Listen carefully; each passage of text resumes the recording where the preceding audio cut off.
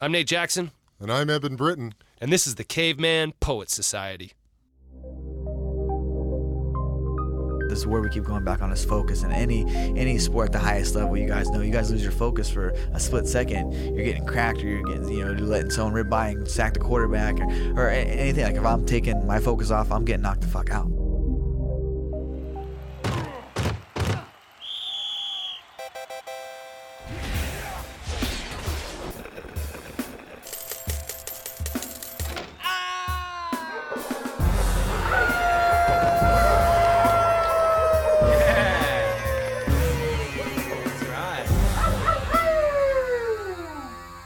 It. Fuck yeah. Wednesday. How'd that sound? Fuck yeah. That was great. It woke me up. I needed it. That was a Got new you a little juiced up there. That was a new howl in our new studio. That's great. Welcome to Caveman Poet Society. Ow! I'm Nate Jackson. With me as always is Eben Britton. What's up, dude? Hey, my brother. How are you? I'm good, man. How are you? Pretty good. We're sitting in some new chairs at a new table with some new mics. Yes, we are. It's exciting. It's a trip, dude. Gandalf's with us too, but he's not as relaxed as usual. He's pretty stoked up. Yeah, he's excited. We're at Tyson Ranch today, our new home. Jed, what's going on? Right on. There he is. We got a special guest in the house today. Yes, we do, man. You want to introduce him? I would, man. This guy, we had the pleasure of meeting him a little while ago at the Tyson Holistic Summit that we spoke at. On behalf of Mike Tyson, our man, former heavyweight champ. And this guy's, his name is Cody Garbrandt. I'm here. What's up, Cody? Former and future UFC champion. Yes. Ow! Boom. Thanks for joining us today. Yeah, man. Yeah, I caught a flight just for this. So I know. Hell yeah, great, brother. man. Came down. I love that. You're the man, dude. Well, you come from a pretty tough town. You grew up in Ohio. Tell us a little bit about, for those that aren't familiar with your story, just really where you come from and how deep this fighter's heart, this fighter's spirit is in you. Yeah, I grew up in Yerkesville, Ohio, Denison, Ohio. We call it the Twin Cities. It's a lot of blue-collar people. Factories, there's coal mines that my family members have worked in. Actually, my brother has worked in the coal mines as well. I was headed into the coal mines. We kind of all grew up in a similar, atmosphere as each other. Our friends, some of them were single parents as well, parents in prison and things like that. So kind of we were a product of our environment. Our environment was kind of similar. We didn't know any better than our friends as well. So it was rough, but not as rough as some would think. We got by. We had luckily we were able to adapt into sports, get put into sports at a young age, and our mother led us that way into wrestling and football early on, baseball, the little league kind of deal. And that's what kind of saved us, it was our mother putting us in sports and kind of having an outlet to, not just be stuck in the city, not be just another, person that stays there, able to have a opportunity to get out. And that's what we were able to do. So organized sports kind of got you focused. Organized sports definitely had us focus on an early age. And I remember, our mother always put us in the sports and never let us quit. A lot of people would quit halfway through the seasons, or if you're getting your ass kicked, you just would, all right, your parents are done. Or you didn't get the starting position. You know, they would. We're pulling Jimmy out. Yeah, this is bullshit. He's going to the West Side Chargers. Yeah. We had, it was kind of like almost gang style of how the football teams were made up. If you lived on the east side, you're the East Sport. If you're on the west side, you're the West Side. And then north. So you played football. You played football. And you were a wrestler. Wrestled. Baseball. Baseball up till I was, I think, 11 or 12, and then I kind of just got into. You like punching people in the face, and you don't really get to do that in baseball. Not at all. Yeah. Not at all. I mean, you get in a little bit of scraps with your Unless teammates. you rush the mound after getting hit by a pitch, but then you got to be real patient for that moment. Yeah, I have. I've done that, and You're like, I've done that when at a young age. And I took a bat with me to the pitcher's mound. So I Shit, can't. Yeah, I let dude. him know. Yeah. So then they're like, okay, maybe baseball's not his sport. Yeah, it wasn't my sport. Kind of was like I wasn't really big into team sports. I loved it. I loved football just because you get to crack someone. Football's a different beast than even baseball. But football was fun. But there's nothing better than I liked. And I'd say more passion I had was for wrestling. It was the hand on hand, One-on-one, me against you. Yeah, and a lot of it was just you versus you, right? And the training and the outside, you guys both being, ex-NFL players, you guys know the extra reps, the dedication it takes to get to be the best.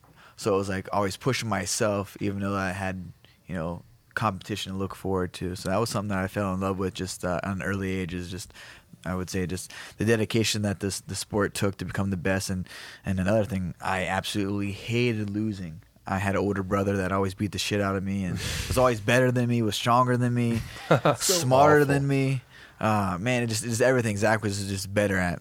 And so I always, I think that, compelled me to be to hate losing, but also to like winning and kind of follow Zach's footsteps, because he was kind of the guy that all the coaches liked. He did everything. I was kind of not so much, kind of did my own thing. Like I would, always hassle the coaches, and I might be late to practice, but I'd come and work hard. There's things like that as a younger, and Zach would get so pissed at me. He'd end up fighting at practice because I was late, or I cut. I remember one time we had these perimeters. I hate long distance running, and I was running these perimeters. It was in the cold. It was like -2 degrees in Ohio, and so we're all bundled up, and we had to cut weights for the next day. And I absolutely hated running. So I cut the corners through the yard, and Zach came in, and I look on Zach's eye. He didn't tell the coach, but he come and just started throwing mad punches at me, and the coach was like, what the? Yeah. He goes. He was a captain at the time, so I respect him for this, because I want every captain of every sport team to be like Zach.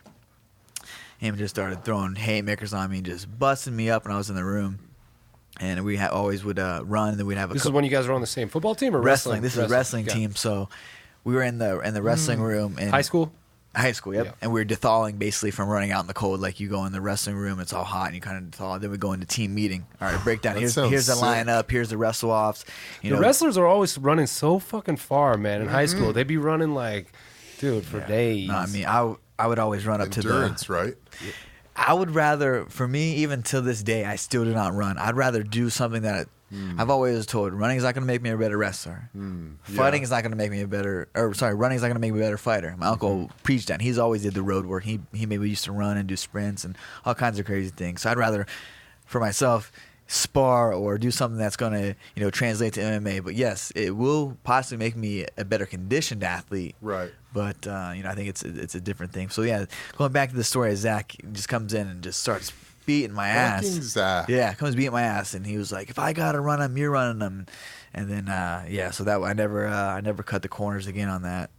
It's funny, you find a lot of like really, really successful badass athletes had an older brother figure who they always looked up to, and to the point where even when they achieve their highest success, they're always like, yeah, but he was better than me. Right. And he taught me, this and that. And so that's you're lucky that you had a guy like that around. I'm so fortunate. Zach was one of those guys. It wasn't like he wasn't naturally. I was kind of naturally gifted. I was, various kind of different. Zach was one of those just meatheads that just grind. Yeah, exactly. Grind. He's a workhorse. Yeah. Tough. He's a tractor, and I was a Porsche. Sure. That's what I love that. And he is a tractor. Yeah, he's a tractor. So he did that, and so he'd always tell us, even at a young age, he's like, I remember doing push-ups one time, and all these kids were crying out, and if our knees touched, we had to start over again. So Zach would always line up right in front of me and say, we're not touching our knees, we're going the whole way. Touching our knees. Yeah, Zach was like one of those the meatheads born out. We ain't touching our knees. Yeah, just the meathead from the beginning. So it was like, what's the age difference, you guys? 10 months. Oh wow. But it was always wow. I would say upwards. That's way closer than I thought. Yeah, 10 months. Irish twins, man. Amazing. Irish twins. That's cool as shit. Yeah, so I had him. I think that's why I was malnourished as a child, because if you look at pictures, this motherfucker Zach stealing my bottles. That's man, what my brother would say. Yeah. Yeah, I mean, he was way bigger. He looked like So I was always small. Zach was always bigger, and so I was always fighting him. And I think that's why, like you said earlier, I think why I'm skilled at where I'm at, because I had to fight. I had no other option not to fight. Right. For whatever, would it be food? Would it be to sit up front, driving to school with it's mom? really Any of that. interesting, man. I mean, your whole life you've just been in this state of being a fighter. Yeah. Fighting for every inch you get. Yeah, natural fighters. Sometimes you hear fighters like, oh yeah, I don't like fighting. I got into this just because, I don't know, whatever. But Yeah. that's not the case with you. Actually, you wrote a book. Can we dial it up? Let's do it. Book Club! You wrote a book, and it's called The Pact. And there's a lot of awesome stuff in there about your childhood and about your fighting career. And some of that is about fighting when you were a kid down at the pump house. The pump house. Yes. You and your brother used to fight there. Yes. So you used to settle like the family scores there and have everybody in the neighborhood watch? Yeah, when we were younger, we would just go in the back or fight in the living room. But when we got now, when you say older, we used to fight, you guys are fucking, What did you do? bare knuckles trying to fucking hurt each other? Hitting with bats. I remember. With bats? I grabbed a knife and chopped his finger off. What? Yeah, his middle finger off, all the way to his bone. Where was this? That. Was this at the pump house? This was actually at my adopted father's house, and he lived in like a really richy neighborhood. Holy and shit, so dude. yeah, it was like What? I remember we were. You guys are on the front lawn. No, we stayed in the house I had these girls coming over, and Zach worked at the golf course. He mowed and weed eated, and before the golfers came on, he'd get up like 4 or 5 in the morning and do that. So we were up there being loud, and my buddy over waiting for these girls to come over. And any other day, I would fight Zach, but not that day. I had a nice shirt on. We was waiting for these girls to come over to party with him. I think we were like 13, 14. I didn't have my license, so I was a teenager. And Zach come up one time. He's like, "Guys, you need to calm down, relax. I'm trying to sleep. I got work in the morning." I was like, "All right, whatever." Mr. I had a couple- Responsible. Exactly, Mr. Responsible. We were drinking Bush Light, I think, or Bush. Good stuff. Yeah, just the good stuff back in the day. 30-pack of Bush. And 30-pack. So I had a little buzz going on, and we were waiting for the girls, and they're like, "Oh, they lived a couple neighborhoods over, so they were walking." And we're like, "Oh, we can't wait, just come back through." Anyways, we got a little rowdy, and Zach came up, and I did not want to fight him before because I knew the girls were like, they're on their way. And so I just remember grabbing this knife, and I seen it on the counter, and it's like this big old steak knife, and Zach came at me like, hey, I knew Holy Zach was gonna fight me dude. because Holy he shit. bit his tongue. He always had his tongue out, like, and I was like, I know he's coming to fight, like he's ready, ready to fuck my world up. And I just grabbed that knife, and he came at me. I just like sliced it right at him, and he had his hands on him, cut him right to his middle finger. Oh. Yeah, and then he looked at me, and I was like, all right, he's gonna fight, and then he like, holy shit, did that just happen? And then he turned around, punched the stove, our adopted father's stove, glass stove, shattered the whole stove, right? So yeah, that's holy shit. I'm talking about fights like that. So the question is, did the girls still come over and hang out? They didn't. Oh. Who came home was my adopted father from work, and we're like, I remember I'm like standing up over the sink, pissing in the sink. I was all drunk, and he like comes in, he's like, "Cody, get down." I was like, "Oh, what's up, dude? What you got home from work?" He's Wait, like, you're standing on the I'm sitting on his kitchen sink, pissing in the sink. Nice. Yeah. Wow. And I was like, wow. That's an image. Yeah.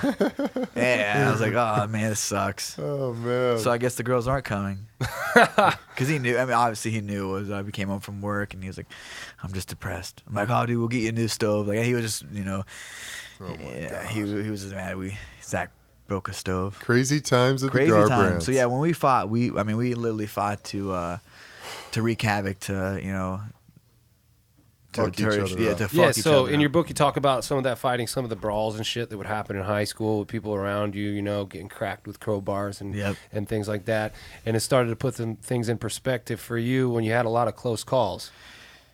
Definitely. A lot And of so close at calls. what point were you like, okay, I need to distance myself from what's going on here and focus myself on maybe using these skills in something more constructive? I feel like I'd be focused for a extended amount of time, and then my focus would deter from, if I didn't have anything on the books, if I didn't have a fight coming up, or I didn't have a goal to reach. I've always been goal oriented, and I think that's something I've needed to, finding out now later on in life. Like, obviously, I make more gains and progress is through having goals and setting them, and then obtaining them. So I didn't have, to get that focus was.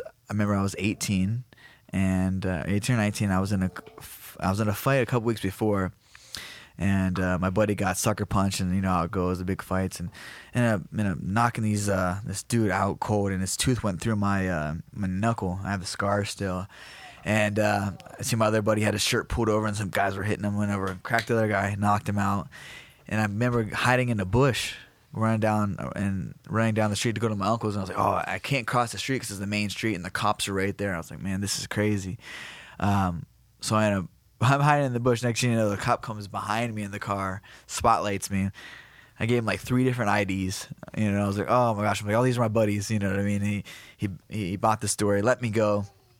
The following week, I was literally picking up the same friend that got beat up the last time, or got sucker punched, and a big fight broke out. It was a summer day, and it was a small town country vibe, and it started downpouring. So everyone came to this one bar, so I just felt that atmosphere, and I went to pick him up. He said, "I'll stay for a little bit." I was in there literally 10 minutes, and one fight broke out with this family, and the brothers fought.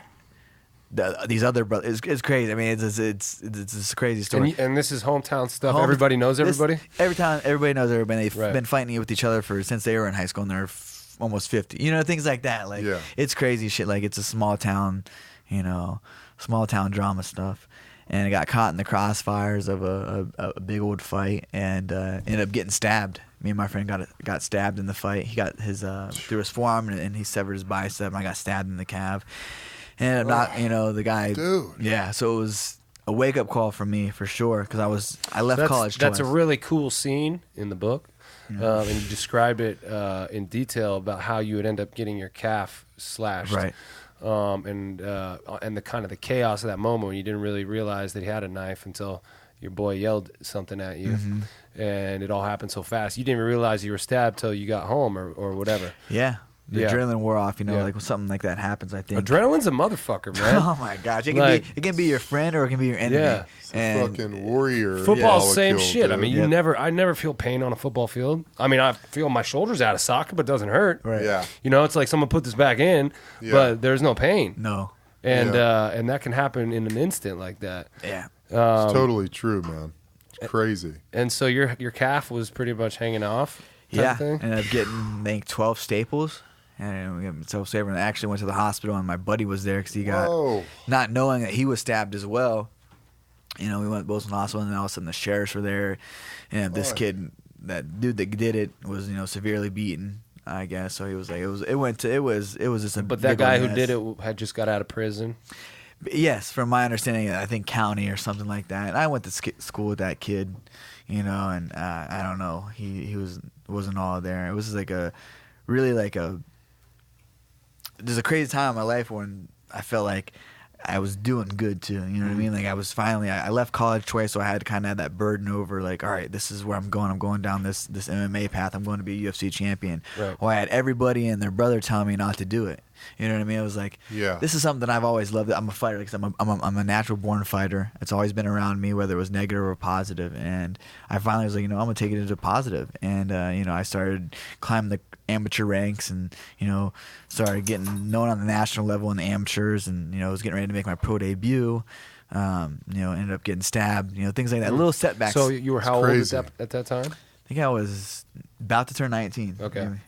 Yeah. And prior to that, in high school, you were a wrestler. Yes. A very successful one.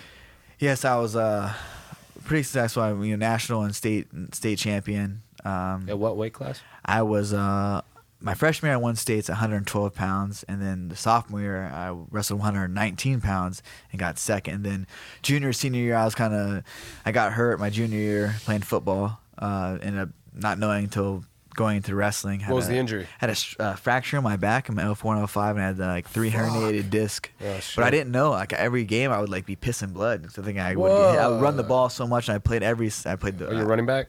Yeah, I was running back, and Zach was a fullback.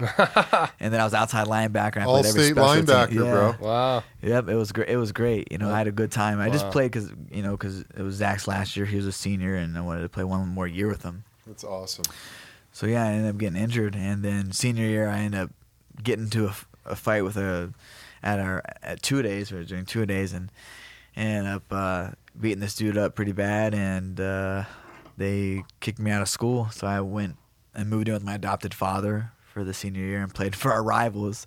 And we ended up, I think we went 9-1 that year and just missed the playoffs. And my football school, that we weren't too well. Did you beat your old school? Oh, yeah. We actually played them in the hometown, so it was great. You're like, fuck you. Yeah, I had a great game. I just, scored some touchdowns, got some really big hits, tackles, and a lot of tackles. So it was nice. But they would never they were so petty. They would never say my name over the PA really? system. Tackle by number 24. Yeah, 24. Wow. So yeah, but then I ended up going to wrestle for the school. And this was Zach was working the coal mines at the time, and I had nobody to drill with. No one, wrestling wasn't their sport, and really didn't have really good training partners. So Zach would come out of swing shift out of the coal mines, covered in just soot and just all kinds of cool black from head to toe, to wrestle with me. And I was like, you know what, I want to win state again. I just don't think I can do it here. So I ended up transferring custody back to my mom and moved back in with my mom. Went this whole back time to the old school? Yeah, the whole time I lived with my mom, I just changed custody and kind of thought I was doing right with I wanted to play football. What happened with the fight was it was kind of a setup, to be honest, and got kicked out and went back. But so I tried to go back to wrestling, but the OHSA, the Ohio Athletic Association, they suspended me for wrestling for a whole year. My senior year, can't wrestle anymore. Because I did an end-season transfer and it was less than 50 miles. Right. But I thought I was, justified because I switched custody back to my mother. So I thought, I'm going to wrestle. And everyone was pumped. Oh, Cody's coming back to wrestle. And I was like, yeah, I can win another state title. I was set on that. And then moving back to Claymont, made me ineligible. So I couldn't I couldn't wrestle. So I was like, all right, what am I going to do? Got back in with the old mix of crowd, started. I hardly went to school. My buddy owned a house. We would, be slinging drugs out of, and we'd just be having parties every night, and just did that lifestyle until I was like, all right, I'm gonna fight. I had a fight coming up, and was training to fight, and living this kind of How old were you at this time? I just turned 18. Yeah, I was a senior in high school. Crazy, dude. So at some point you had this awakening that you gotta shift your life, and we're gonna get into that right after this break.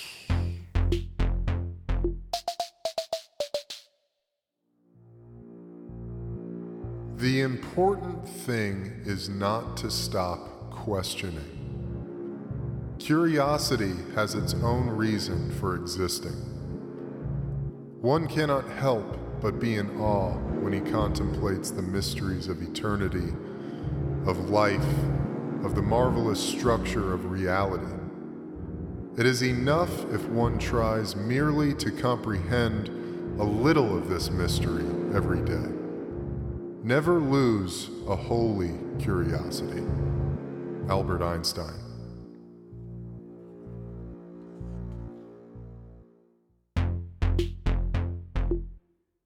And we're back. Ow! Cody Garbrandt. We're talking about his life as you've been listening to it, and we're going to transition into your career in MMA. And so talk a little bit about that when you started realizing. I was reading in your book, you the first time you saw MMA, you were like, wow, I mean, they're punching, they're kicking, they're wrestling. I mean, it's crazy, but they're so disciplined with all the stuff they're doing. Talk about the moment it clicked for you that that's what you wanted to do. I think it was the early on stages I saw the UFC. When I first saw it on TV, I think it was on Spike. And, before that I saw, videos of the Gracies and fighting the underground Brazilian fights and things like that. The Gracies versus a 350-pound dude. Right. Yeah. It looked like Bloodsport. Yeah. It was crazy. Crazy. Chong back in Lee the day. versus fucking... What was it called Frank before Dukes. UFC? Well, there was Pride, There's Pride. which is in Japan. Yeah, Pride was a good one. I was in Japan. And then there was was it Rage in the Cage or something? Cage Warriors. There was Cage Warriors. But UFC's kind of been around for a good while. But Yeah. they kind of try not to mainstream it. Back in when it started out. John McCain thought it was human cockfighting. Now it's it's got to be the fastest growing sport globally in the world. Yeah, right? for sure, definitely, 100%. You got everybody and their brother. I think the reason why is because there's so many martial arts in it. You got karate, you got Muay Thai, you got jiu-jitsu, and everybody and their brother does some sort of mixture of that. So you bring them together. It's like, all right, it's combining all the worlds into one. So I think that's why What it's about the growing. argument for like back in the day? You know, this guy was good at jiu-jitsu. This guy was a boxer. This guy was a kickboxer. But now everybody trains everything, Right. And so does that take away from kind of the dynamic nature of the fights, in your opinion, or does it make it even that more interesting? I think it makes it that much more interesting because the level of the skill set of the athletes are so high. Like you said, back in the day, they only had one disciplinary. It was either jiu-jitsu, wrestling, or they were a boxer. You got Art Jemerson with one boxing glove on, fighting Gracie. So it's you see these athletes that are putting it all together. And they're actually, and UFC is the organization, but MMA stands for mixed martial arts. Now it's mixed. It's a mix. It's a mixed martial arts put together. And that's what it kind of solidifies, is that it's more than just one disciplinary. You have all these put together. Now it's actual mixed martial arts, and you're getting to see some great fights, great matchups. I think a lot of the fight organizations are hosting good fights. Even the older fighters get matched up. Like they're matching each other up. Like Wanderlei Silva just fought Rampage. Like they fought 4 times. They're out of their prime, but like that's a matchup you would want to see if they were to fight. You don't want to see them against a young 20-year-old that's a killer. You know what I mean? That's what a lot of people. You got BJ Penn getting his head kicked in by. Oh, did he? Yeah, by the young. Mexican kid, I can't think of his name. I trained with me. It's drawing a blank. But I'm saying, like, and it's like, why are we seeing why are we that? doing that? Like, I don't want to see a legend of the sport go in there and get just smashed on. He should be fighting guys a fresher guy, his age, right? Or that's been in there as long. But you can't have it against a young hungry kid. Even the testosterone levels are different. Yeah, sure. Interesting. Yeah, and the skill, it's a lot different. You got so. And I mean, it's totally clear. Nate and I, we can get into this in a second, but Nate and I got to come to your fight against TJ, your last fight, and it was just spectacular. The whole the event, the ambiance of it all, the ambiance, the entertainment of it, and you can tell, even as a guy, I kind of grew up watching UFC and MMA stuff, but I wasn't in it that much. I trained grappling in the off season for football. It helped with like leverage points, and as an offensive lineman, knowing how to manipulate a person's body to get them out of whack was super helpful. But these guys are the masters of this craft. You guys are the masters of this mixed martial arts, and I think that's really compelling to watch. It's also tough to go from, working on your craft to all of a sudden having to be in front of that many people, and it's lights, camera, action, showtime. I mean, talk a little bit about, the transition from grinding with your camp, getting ready for this fight, which is something you've been doing your entire life, to all of a sudden, now you got to do these interviews. Now you got to probably do a lot of contractually obligated shit for the UFC that you don't want to do. Exactly. That might take you out of your element, that might take you out of your focus. Yeah, I mean, for the most part, I feel like I'm a pretty focused individual, especially when you have another man standing across from you in the octagon trying to rip your head off. That kind of keeps you, on your toes. Yeah, putting extra road work in. You know what I mean? Yeah. It's gonna get you off the couch. Yeah. To stay focused, it's a lot. Like now the UFC is now with IMG, which is entertainment group. So they have us out there to talk shows, and it's much different from back then. Where, you have to do it all. You have to do the media. You have to do the. Can you just say no? I'm not going to do that. You can, but I mean, it's kind of like then they'll be like, all right, well then we're not going to fucking book you on another fight. Yeah, then you're not going to. It's kind of like I scratch yours, you scratch mine. Yeah. Kind of like I like to be a person that the company, like I work for the UFC. Yeah, you got to do what your boss asks you to do. Exactly, but there's a fine line of man running ragged with all these media and interviews, and then cutting weight and have to train, and then focus on the fight, because at the end of the day, this shit is all going to go away if I lose. You know what I mean? And that's the last thing I want to focus on is losing, right? Because of fight, because I'm not focused. Yeah. And I'm on a 2-fight skid right now. You know what I mean? I'm figuring it out still. I feel like I'm still young, and the game. I've been a professional since I'm 21. I'm 27 now. UFC, I think I got there at 23, 24. So I'm just, I became a world champion. I already fought for 3 world titles in my career. So I feel like I'm just figuring out what works for me. And Lord willing, I'll have longevity and, to be able to fight more. And I feel like I'm the new wave of fighters. You know, there's generations of fighters. Doubt, man. There's a new wave of fighters coming through, and I don't want to be on the tail end of my career when the new wave comes in, like we were just talking about. You know, fight some young guy. I want to be able to have good matchups, and if I still want to fight, if the passion's still there. But that's the thing with me, the passion, the hunger. Once you lose your hunger in this game, and you guys know if you don't have your hunger to go out there and battle for your position, for your title, you know.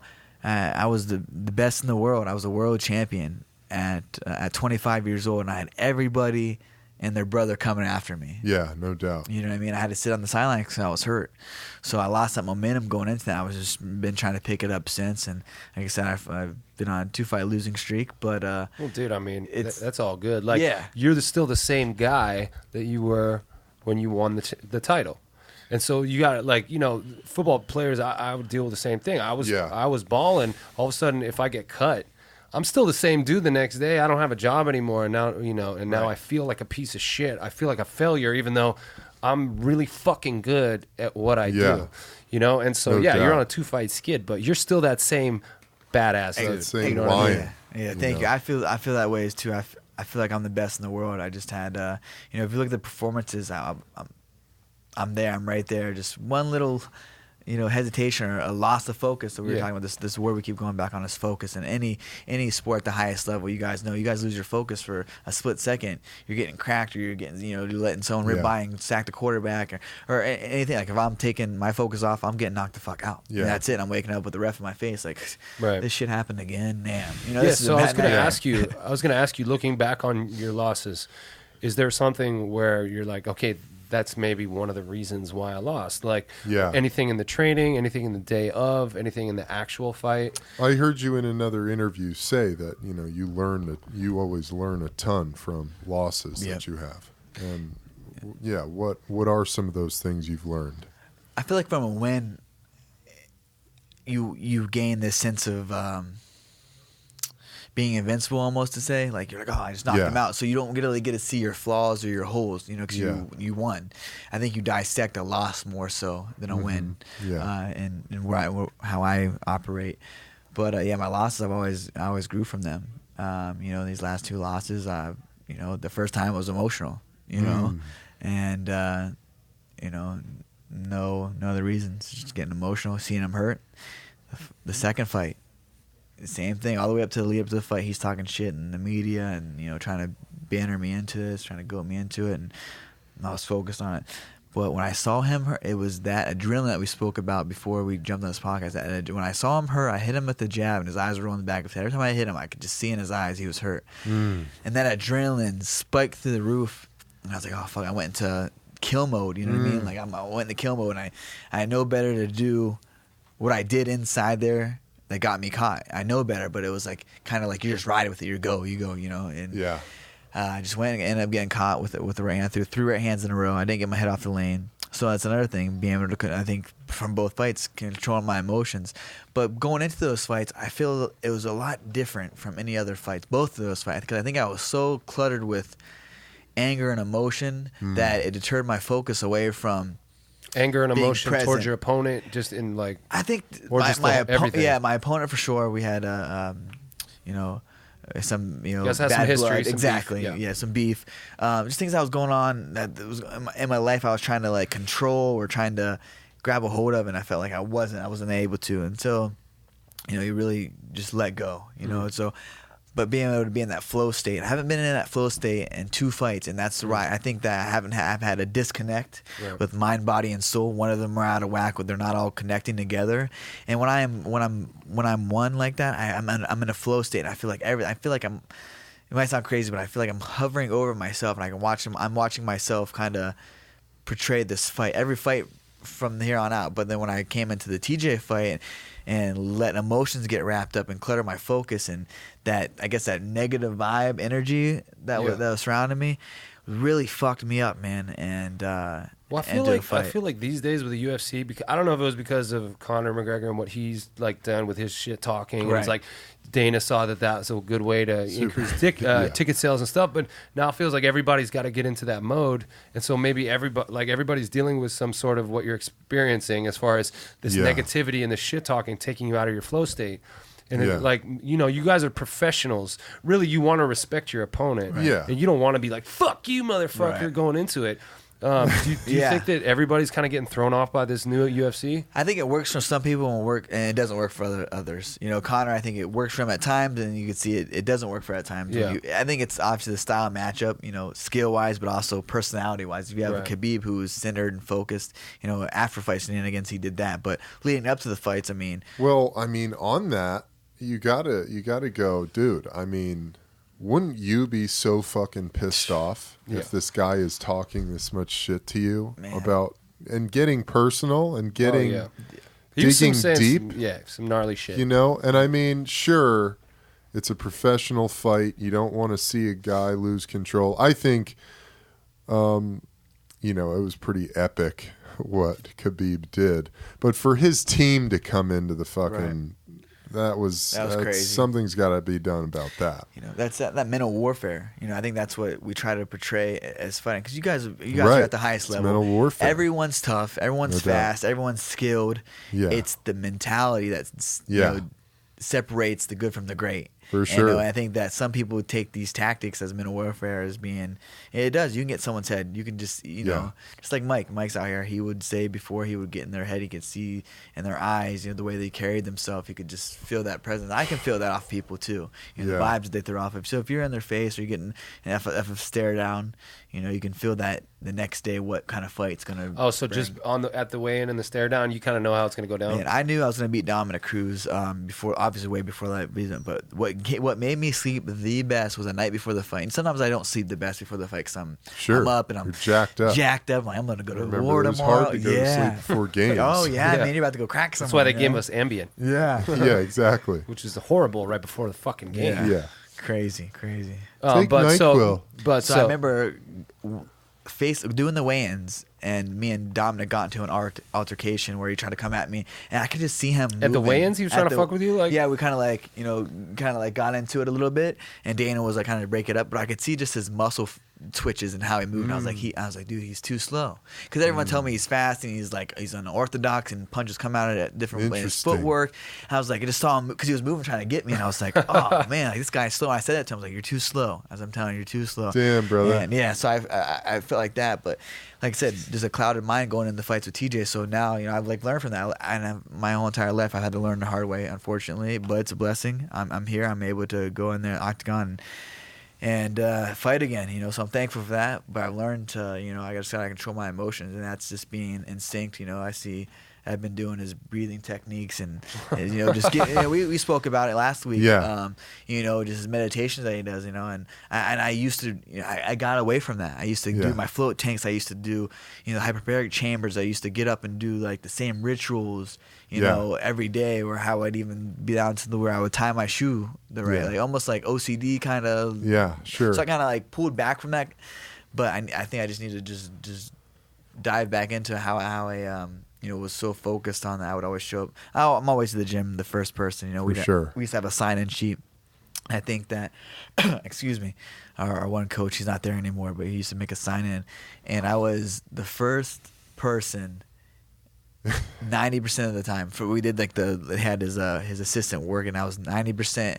90% of the time, I was the first person there. I love that. And so does that mean if you guys are starting at 9, what time are you arriving? Man, my wife would get so mad because I would get up at 6, and I would be there at 7:30. When they're opening it, I would just sit in there. For me, it was especially on because I felt like I could never just come in right off, park my car, have my MMA stuff on, and just jump into practice. For me, it was a mental switch. I got to go into this. I'm a fighter. But I have to get myself ready because I'm about to go to.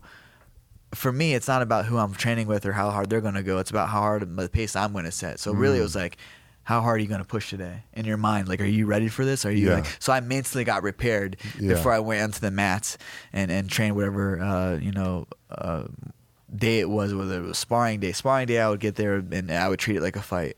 You know, I wouldn't have sex the night before. You know what I mean? I would make sure that like, I was that routine every week. Like, I'm sorry. And so before a fight, how long do you abstain from ejaculation? Dude, a couple times. Actually, the day of the fight, I made love with my wife with Cruz, and the night before. So that's the first time my coaches. Oh, really? Yeah, I was like, So you threw a monkey wrench in the she was in Thailand. ritual. She was Thailand for 6 weeks almost. Oh, right? So I'm like, and and she just I'm in got fight back. camp. Yeah, and she got back like the last week and we went to Vegas and fought, and I was like, nope, I'm sorry, I can't. You know.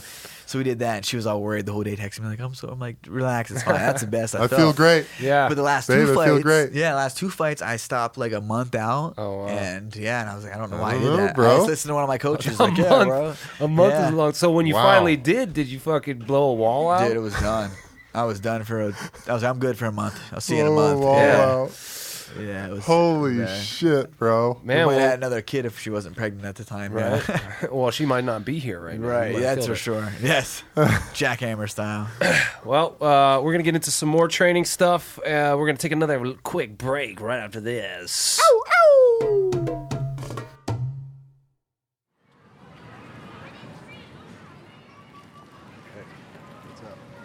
What's that? What's you talking to me? No?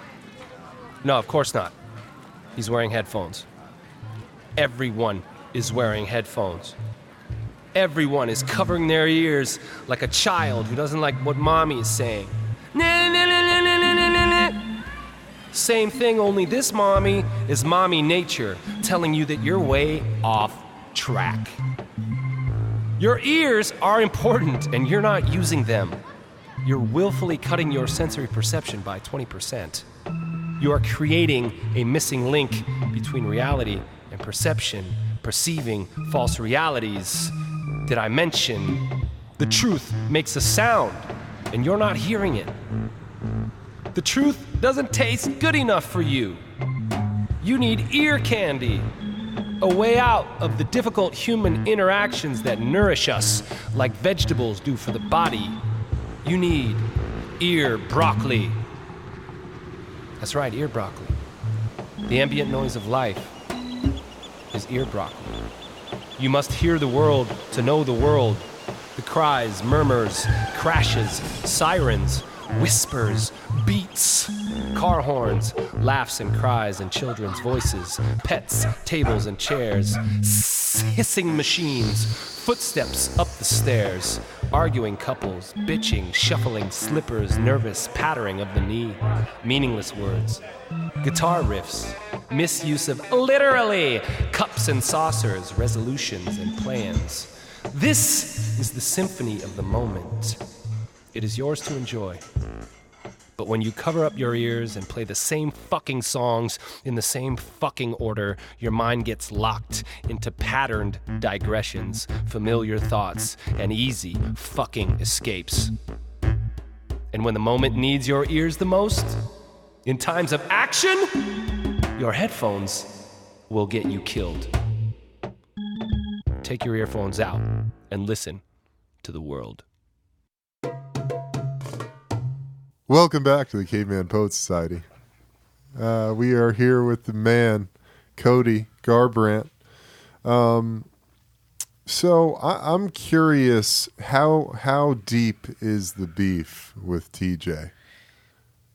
You know what? It was, I think a lot of people are invested into it more so because of the team. And, you know, our team, Team Alpha was a close-knit team, and then it broke up, you know, so everyone kind of like goes their ways, separate ways. And Sure. I think that's why there was so much attention to it and what happened. How long were you guys on the same team? I wasn't on the team for very long when the departure kind of happened. But them guys have been, I think, 2000. I think Uriah's done it since 2006. So he's recruited all those guys. A lot of the guys were there since the beginning. Like Danny Castillo, Joe Benavides. TJ was a recruit out of college. Chad Mendez was a recruit out of college. Lance Palmer was a recruit out of college. So Faber had this great, you know, notion of, I'm gonna get this skilled wrestler that maybe want to fight and come to my team. But he would bring them in for training partners because he was fighting. So and that's how the team formed. So I think that's why they were just it was like a brother. I was like, I never was in a fraternity or anything like that in college. I didn't last long enough to even be in one. But I think that's what it would kind of be like, like just the it's like your ride or die dudes. Exactly, like them dudes got you. Like you're right, they're riding. You're going down the street to fight. They're riding shotgun. Right, you know what I mean? So that's kind of how it was. But for me, like it was real because the reason I didn't care if TJ left and seeked other training. I trained everywhere. I went different gyms. I came out to Alpha Male. I brought my uncle with me. I brought the people that brought me up. I brought them still with me, just incorporated into the Team Alpha Male system training. TJ left the gym and did half camps in Colorado and came back in SAC. And then was like, got paid from Muscle Farm to represent their team. They built a new team. And Faber was like, well, if you're representing Muscle Farm, you can't train with us. You know what I mean? Like, you can't represent Team Alpha Male. You can't have our slogan. You can't rep our banner. You can't wave our flag. You're going to go out there. So you can't train with us. You know what I mean? We've got other guys that are coming up that are going to be world champions that are, inspiring to be so. So I could see where Uriah was at with that. So is that because he's getting money from an endorsement deal from his company, and that's not going to the team? Are they their own team? They made their own team. Oh. Muscle Farm funded a team, Team Elevation, which is no longer in existence. They fizzled. They didn't last long. It was basically paying fighters that wanted to go out there. So that's never when you have you don't get paid to fight. You only get paid to fight. You don't get paid to train. So they're paying these fighters to train. So a lot of egotistical people went under one roof. I feel like that's why another reason it didn't work out. But so for me, it was on the Ultimate Fighter when Conor was going back and forth like, hey, TJ's a snake. He's leaving your team. Him and Dwayne are leaving, starting to know. And we didn't know that. And TJ just fought Barral for the defending his title in Chicago, but he did half camp in Colorado and came back to Sacramento. So he did 4 weeks in 4 weeks. So he was still a part of the team. I was never super close with TJ. I just felt like he had like a alternative motive. I feel like it was just like, he was, I don't know. If it benefited him, he was all for it. You know? He wasn't really into being a team guy. I mean, for me, I don't know. I think he was just threatened by me when I first got out there. I just remember him saying in some comments to some other fighters like, "Oh, I can't wait to spar Cody," or things like that. So really, like, I remember people telling me that and hey, watch out, warning me about TJ. Hey, when you spar him, watch the cheap shots. Like people that are his good friends. I'm that's like, fucked up. That's what I said. I said, "Fuck that, dude. I'll take the gloves off and beat his ass in the street." I was like, we ain't gonna do that. Yeah, so like, what? I'm not gonna cheap shot. And so I was warned about him when I first got out there. I've never shied down from a competition. I love that shit. You want to fight? Let's get it. Now that I'm older, it's like, dude, I'm not doing gym wars. I get paid. Yeah, that's ridiculous. So my thing is that when he was going with Conor, or when we were on the Ultimate Fighter, Faber is the coach against Conor. Faber brought me in to be a boxing coach. And TJ just fought, and he said he did half camps, and he came there, and Conor kept going around saying that, TJ's leaving you guys, him and Dwayne. There's, he's a snake, and we're like, what? So I was like, just let's ask TJ. What's going on with TJ? And he was out there, and we ended up, was partying together. Really, the first time I hung out with TJ outside of the gym. I mean, and we were having a good time. He just defended the title. I was happy for him. He was out here with us, and so we asked him. I was like, hey TJ, I was like, what's going on? Are you leaving the team? And he's like, Faber was there. He's like, fuck that. He goes, I'm here. Fuck the rumors. I'm Team Alpha Male. We're like, all right, cool. So Conor's jabbing back and forth going over this, for a couple of days. And then TJ said, I'm like, well, TJ's here. Why don't you just ask him? And TJ comes away. You see it on the Ultimate Fighter. There's the clips of it. TJ comes up and he's like, oh, little snake. And TJ's like, yeah. And I was like, I thought that was kind of weird. Like TJ wouldn't, but TJ is not very confrontational like that. He'd rather go and run his mouth on social media than confront it head to head. Yeah. And so I was like, oh, I thought that was weird. So Andre Fili, another teammate that was in the UFC, started going back and forth with. So he said, like I'm a little snake. Yeah, he was like, there's a little snake. I am a little snake. Yeah, and he's like, yeah, and like kind of laughed about it. I was like, what the? Someone calls me a snake. Fuck that. A snake, like calling him like saying everything. He was disloyal and he's leaving. And especially after telling you guys, no, fuck that. I'm Team Alpha Male. Right. So I'm like, oh, I thought that was kind of weird, but I was just sitting in the stands. You see me, I'm like sitting in the stands, and Conor's going back and forth with Uriah, and then Uriah's like, he goes, you could Uriah was looking at his phone, was like, he didn't really know, and Uriah's not confrontational either. He's like kind of a peace. Yeah, he's totally chill. Super chill, Cali vibes. Yeah, through and through. So Cali vibes. He fucks some dudes up in the fucking ring though. He does. Yeah, he does in his day for sure. So go back and they were driving back and forth, and that's when I got in an argument I got him shoved. Connor, we kind of got in a little scuffle, and I got called by Dan and Lorenzo saying that I would get kicked out of the UFC. If I would fight. And I was sticking up for TJ at the time because TJ just told us the night before that he was Team Alpha Male, fuck what everyone's saying. So that's why you got into the scuffle with Connor? Was sticking up for TJ. I was saying, and I was like, well, he was like, what are you guys going to do? You guys are twerps. I'm like, man, this guy is going to. I was like, I'll do something about it. He wants to fight, I guess I'll be his Huckleberry, Yeah. Fuck yeah, baby. Yeah. So I was Tombstone ready, his ass. So I was ready to go. And wait, so just pause for a second. What's Connor like as a guy? Is he always that guy? No.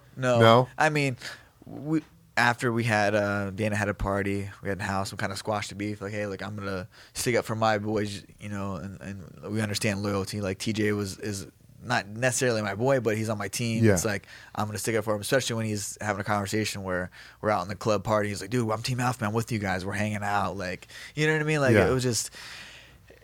And then for that to happen, and then I stick up for him and almost lose my job because I would have got. They were like, if you can't fight Cody on the Ultimate Fighter. You can't do that. You can't be going around hitting people, starting fights, or you're gonna cut. He's like, we love you, we're big fans of you.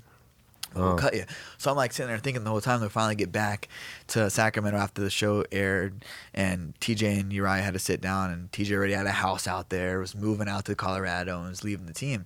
So I'm sitting here thinking the whole time, this motherfucker, man, like I could have lost my career jeopardized for this guy for just sticking up for him. Yeah. You know what I mean? So that's where it stemmed from for me. I didn't care if he left the gym or went and did other training. It was that I almost nearly lost my job, my career, my dream, my passion for this guy who was lying to me. That's why I was so fucking pissed off at it. I didn't care about the gym or the team and him leaving. So just throw that out there. That's what I was. So I kind of like maybe act irrational about it. But I was at the time like, man, this guy almost killed my dreams for sticking up for him from him saying a lie to us, to our face. Was sitting there saying, I'm with you guys. I'm Team Alpha Male all the way.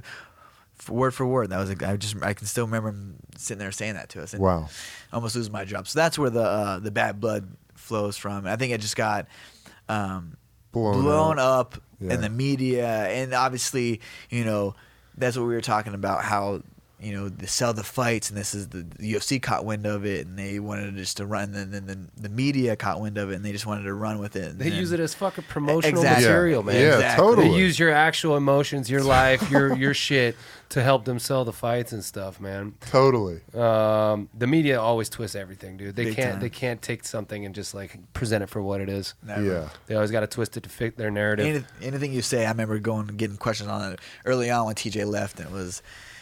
I offended some of my teammates that were there or that were leaving, and it wasn't ever meant for that. It was just it's like loyalty is a man's as good as his word and his handshake, and that he gave me his word, he's with us, and that's where. So for the people that are listening, that's where the bad blood and things happen. Obviously, I won the title, he lost it, we fought, we were on the Ultimate Fighter, and just being put out there was so for me. It's like.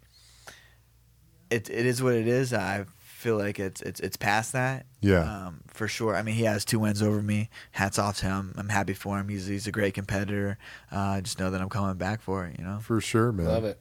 What's the next move as far as your next fight and how that'll all play out?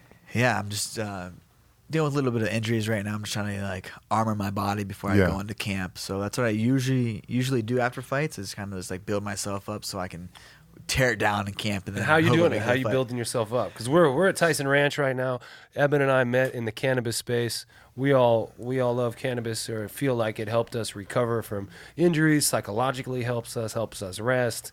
All kinds of good shit. Yeah. Does cannabis have a role in your kind of rehabilitation, your strength training? In what way do you use it? A huge role. I'm a daily user. So I've been using CBD and kind of the milligrams and breaking all that stuff down and really breaking it down to how it would work for my body and my training schedule as needed. and then obviously, dealing with anxiety, stress, things like that. And I think that helps out a lot, especially leading up to a huge fight. Sleep, recovery. We need to recover for our next day, let our bodies, self-heal. So it's been a huge benefit for me to have the CBD, THC. I'm a big advocate on it. But yeah, so a lot of recovery. How do you feel about THC and training? I love it. I feel like for me, it lets me stay focused a little bit longer. Sometimes we have 2-hour practices where it's just redlining the whole entire time. You're just going balls to the wall. I mean, and then obviously the head trauma that comes in with fighting. Right. To be able to kind of basically lubricate your brain before getting knocked around and things like that. So I feel like it helps out a lot. Good way to put it. We're learning that cannabis is a neuroprotectant. So it protects your brain in advance of a brain injury, and then when you actually have a brain injury, it helps you heal after one. So for a fighter, it's perfect. Perfect. Yeah, I know. Remember after a couple of my fights, even the ones that I won, I would get a symptom of vertigo where I would get the spins. I'm like, oh man, we just put our body through a lot of training. Concussions might have occurred through the fight, and being able to medicate after the fight is huge. I wish we could do it all the way up to the fight, but there's a cutoff period that we have to stop. Having THC in our system. So explain the drug testing process for fighters. So I'm actually under USADA testing, which is 24/7, 365 days a year. 5 a.m. They give you a call, and then they're right next to you. 5 a.m. No, they don't give you a call. They just bang on your door at 5 a.m. scaring the shit out of you. Yeah. Do they have to stand next to you and watch it come out of your penis? Oh yeah. So you get woke up at 5 a.m. You get a needle shoved in your arm, and a guy stares at your dick to pee. Yeah. And usually I have morning. He's like, "Is that your real penis?" Yeah. Usually I wake up at 5 a.m. I got the morning boner. I'm like, oh gosh, this is that's awkward. really tough. Gonna take a second. Yeah. That's a tough piss. So it's horrible when he's got to stare right at you. It's like, man, yeah. What the fuck, dude? He's like, how come you can't piss? Yeah. I got a great drug testing story. Let's hear it. From when I was in Jacksonville. It was the annual drug test, and they were real sweethearts in Jacksonville. They loved that. I'm sure we're in Denver too.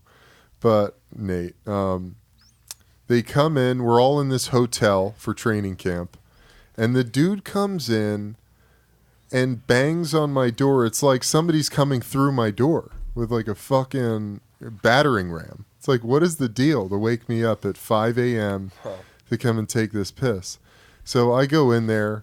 Of course, it's like a closet, the bathroom.